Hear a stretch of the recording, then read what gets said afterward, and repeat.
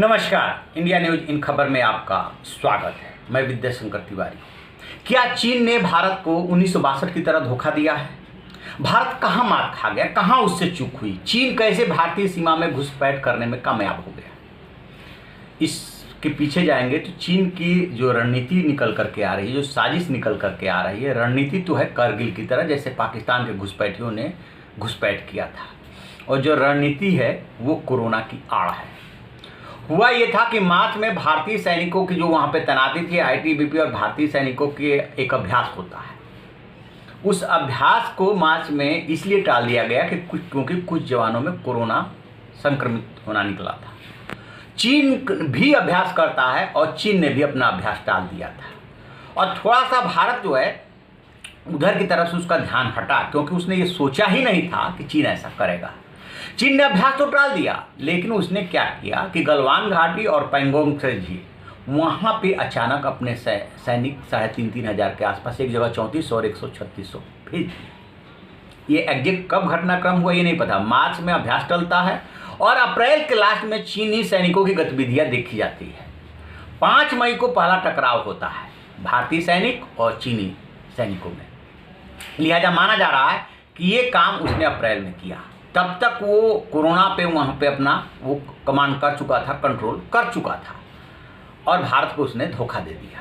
अब भारत के सामने ऑप्शन क्या था? भारत के सामने ऑप्शन था कि वो तन करके उसके सामने खड़ा हो जाए। वो खड़ा हो गया। ये बात अब कही जा रही है कि एलएसी चूंकि निर्धारित नहीं है, इसलिए दोनों देश अपने अपने हिसाब से दावा करते हैं।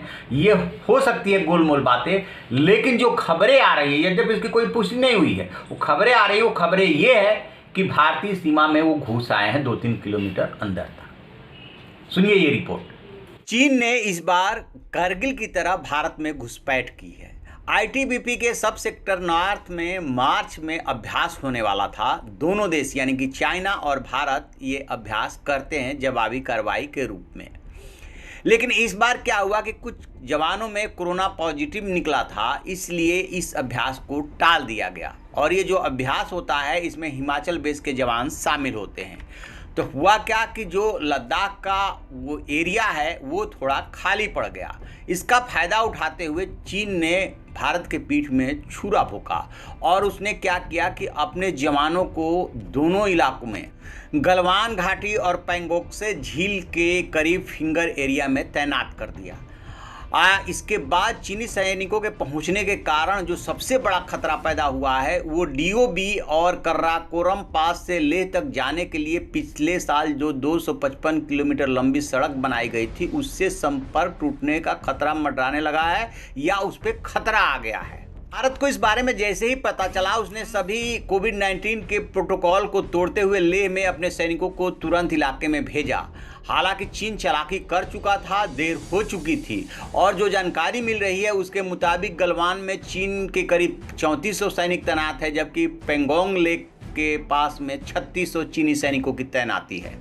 जिस तरीके से पाकिस्तान के करगिल में घुसपैठ के बाद एक चरवाहे के थ्रू जानकारी मिली थी कि ऐसे ऐसे कुछ घुसपैठिए घुस आए हैं, ठीक उसी तरीके से दूसरे चरण के लॉकडाउन के दौरान भारत ने अप्रैल के अंत में सीमा पर चीनी सैनिकों का मूवमेंट देखा। लद्दाख में भारत और चीनी सैनिकों के बीच पहली झड़प जो हुई वो 5-6 मई को हुई थी।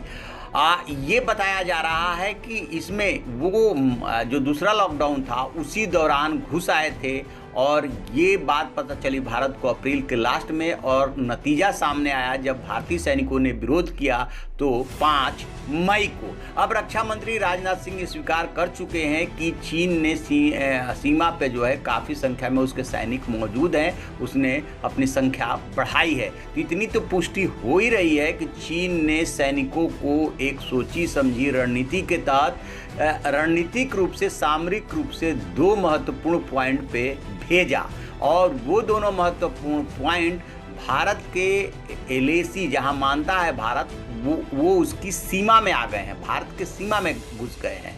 अब भारत के सामने चुनौती ये है कि एकदम सामने सेना डट करके खड़ी है कि कैसे इनको यहाँ से बाहर निकाला जाए।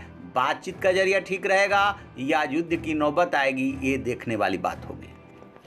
आपने ये रिपोर्ट सुनी, ये रही चीन की रणनीति। अब इसकी वजह चाहे उसकी आंतरिक हो, क्योंकि वहां पे विद्रोह की स्थिति है या क्रांति की स्थिति है, शी जिनपिंग ने जिस तरीके से कोरोना को निपटाया, जिस तरीके से हांगकांग में विरोध चल रहा है, वो सारी बातें अलग है, लेकिन चीन ने अपनी ये चाल चल दी। अब भारत के सामने सबसे बड़ी समस्या है कि कैसे वहां से दोनों देश की सेनाएं हटे। क्या बातचीत से मसला सुलझ जाएगा? जो रक्षा मंत्री है राजनाथ सिंह, सिर्फ उन्होंने ये बात स्वीकारी है कि चीन की अच्छी खासी वहां पे तादाद है, संख्या है, मीनिंग देयर बाय एकदम साफ है कि चीनी सैनिकों का वहां जमावड़ा है।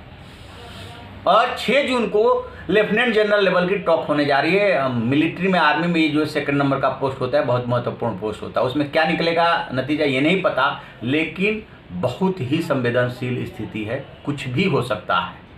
चलिए देखते हैं आगे क्या होता है। जो भी इसमें अपडेट मिलेगा हम आपको बताएंगे। आप देखते रहिए हमारा डिजिटल चैनल इन खबर। Thank you. इन खबर चैनल को सब्सक्राइब करें और बेल आइकन दबाना ना भूलें।